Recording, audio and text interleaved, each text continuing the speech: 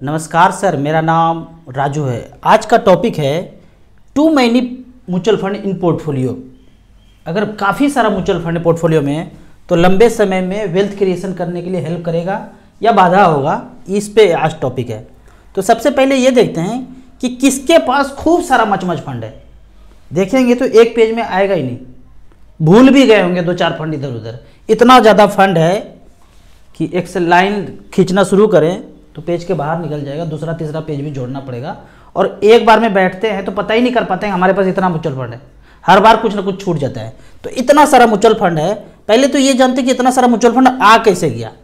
जब भी कभी ब्रांच विजिट किए बैंक के ब्रांच में या म्यूचुअल फंड के ब्रांच में, तो उस समय जो एनएफओ आया होगा या ऊपर से जो प्रेशर आया होगा कि ये वाला बेच दीजिएगा तो इतना सारा पॉइंट मिल जाएगा, यहाँ घूमने के लिए भी भेज देंगे। तो ऐसे ऐसे करके ये फंड उनके पोर्टफोलियो में आता गया। एक बार अध्ययन करके घर से गए कि भाई ये वाला फंड तो बड़ा अच्छा कर रहा है, चलते हैं ये वाला इसमें 1 लाख रुपए झोंक देते हैं। जैसे गए ब्रांच, तो ब्रांच के लोगों ने बोला कि क्या बात कर रहे हैं, टॉप पे तो ये चल रहा है, अभी एनएफओ आया है, चल रहा है, मतलब आया भी है, जन्म अभी हुआ है, अब बोल रहे हैं टॉप पे ये चल रहा है। कैसे चल सकता है, उसका कोई रिकॉर्ड ही नहीं है। समझा बुझा के ये वाला एनएफओ फिर से एक नया जुड़ गया यहाँ पे। तो इस तरह से करके पोर्टफोलियो आता गया। अब वो सारे तामझाम को हटाना है तो 2 तरह का इन्वेस्टर हो सकता है। पहला, दिमाग कम लगाना है। राजू जी सिंपल बता दीजिए, दिमाग कम लगाएंगे, बहुत बड़ा बिजनेस फैला हुआ है, 10-20 गाड़ी चलता है, प्लॉट फ्लैट एकदम भरा पड़ा है, एकदम टाइम बिल्कुल नहीं है, दिमाग कम लगाना है। दूसरा, दिमाग मेरे पास है, लगाऊंगा भी, तो पहले कम दिमाग लगाना है। तो यहाँ देखते हैं, पहले तो इतना तरह का कैटेगरी है, सिर्फ इक्विटी का बात करते हैं। एक ऑल इक्विटी, ऑल हाइब्रिड छोड़ दीजिए, ऑल डेट छोड़ दीजिए, 3 तो ऐसे छोड़ दीजिए, उसमें ऑल है। अब 4 नंबर से शुरू होता है, large cap, mid cap, small cap, ELSS, multi cap, flexi cap, focus, large and mid cap, dividend, Contra, aggressive, multi asset allocation, ऐसे करके लगभग 30 तक गिनती है। हाइब्रिड, कंजर्वेटिव, ये डेट हो गया। एक और इक्विटी है, लगभग 30 में 3 हटा दीजिए, 27 तरह का कैटेगरी है। तो हो सकता है 27-28 तरह का फंड आपके पास होगा।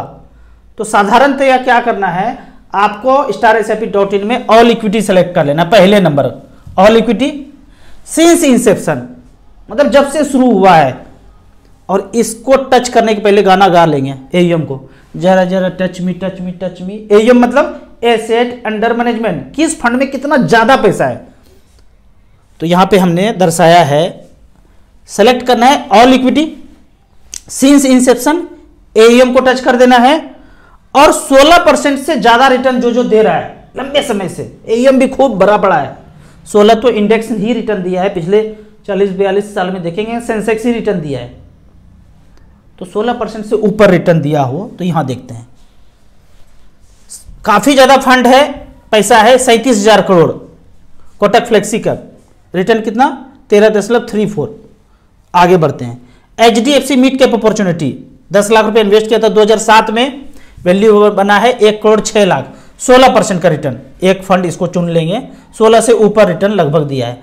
आईसीसी ब्लू चिप 13 छोड़ देंगे, लार्ज कैप है। एसबीआई ब्लू चिप, इसका भी कम रिटर्न होगा क्योंकि लार्ज कैप है। मेरा एसेट लार्ज कैप, इसमें भी कम होगा। पारंपरिक फ्लेक्सी कैप 2013 से लेके अब तक एयूएम कितना है 33,000 करोड़, रिटर्न 18.13, एक इसको भी रख लेंगे। एक्सिस ब्लू चिप, नाम से ही पता चल रहा है रिटर्न कम होगा। ब्लू चिप लार्ज कैप थोड़ा सा कम रिटर्न देंगे। एचडीएफसी फ्लेक्सी कैप बेहतरीन फंड, काफी पुराना, 1995 से चल रहा है, 28 साल बीत गया, 33,000 करोड़, रिटर्न 18.28। किसी ने 10 लाख रुपया उस समय खरीदा था, दादा पर दादा खरीदे होंगे 10 लाख का प्लॉट फ्लैट, तो वैल्यू है 11 करोड़ 77 लाख, एक इसको भी रख लेंगे। तो इस तरह से करके वो फंड देखेंगे जो 16% से ऊपर रिटर्न, 19.55। फंड का नाम आईसीआईसी वैल्यू डिस्कवरी, बेहतरीन फंड, हमारे पास भी है 10-12 लाख रुपया इसमें। अगला फंड 18.47 का कौन सा है, एसबीआई फोकस्ड इक्विटी, बेहतरीन fund. Nippon India small cap 19.85। इस तरह से करके ऑल इक्विटी में जाना है, StarSIP में 16% से ऊपर जो रिटर्न दे रहा है, वैसे मैं यहाँ पे लिख भी दिया हूँ।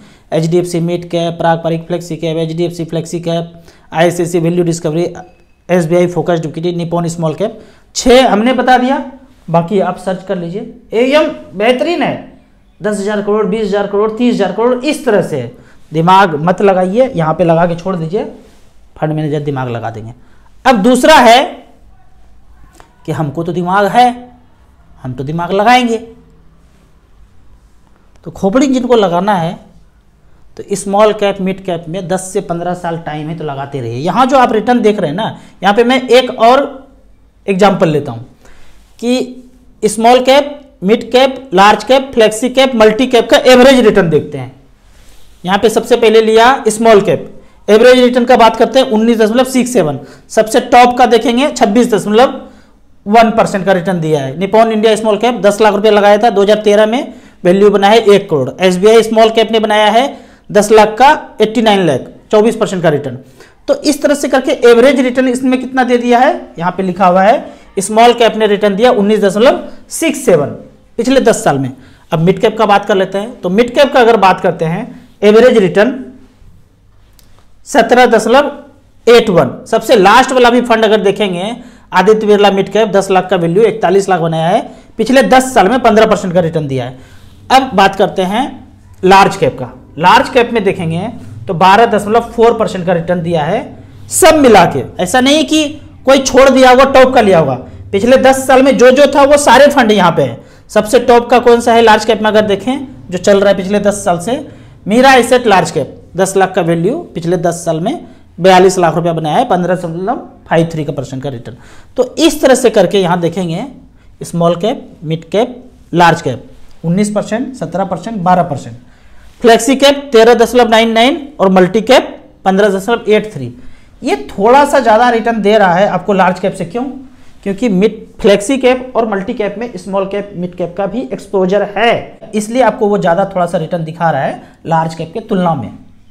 मिड कैप स्मॉल कैप तो मिड कैप स्मॉल कैप है ही, तो वो ज़्यादा रिटर्न दिखाएगा ही दिखाएगा।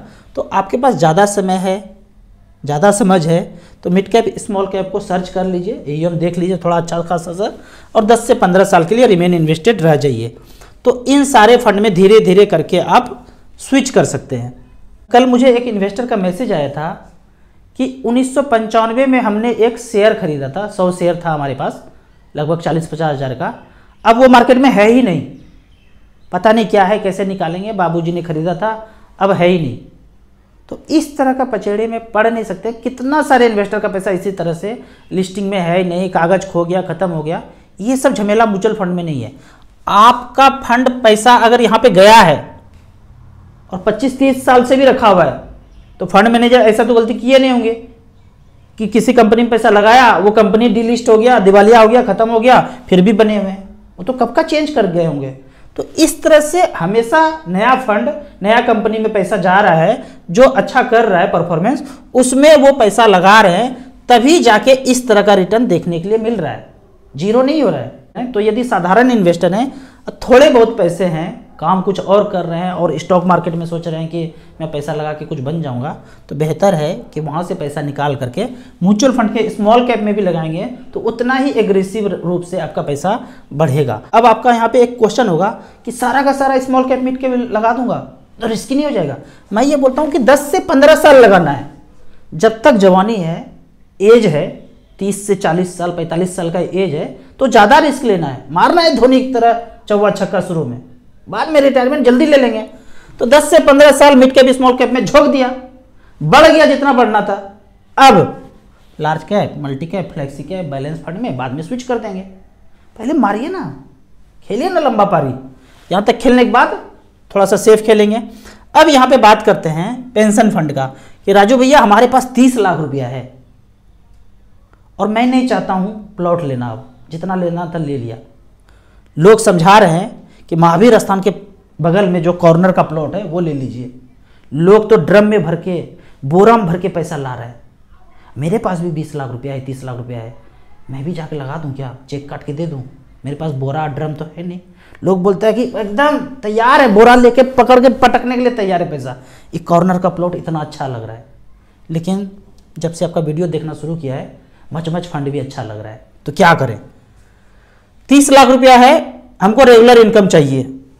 किसी के कहने पे प्लॉट फ्लैट तो लिया था पहले, लेकिन उस प्लॉट से सोचा कुछ पैसा आएगा, कभी बाउंड्री कराना पड़ रहा है, कभी उसका लोहा तार काट के कोई ले जा रहा है, फिर से लोहा तार लगाना पड़ रहा है, मोटर चोरी हो गया, पानी पटाने के लिए रखे थे, ताम दाम बहुत झमेला है। पेंशन का पैसा वहीं झुका रहा है, खुद पे जीवन यापन पे क्या खर्च करेंगे, जो रेगुलर पैसा आता है वहीं जा रहा है। तो हम मच फंड में थोड़ा सा पैसा लगाना चाहते हैं, बताइए क्या करें।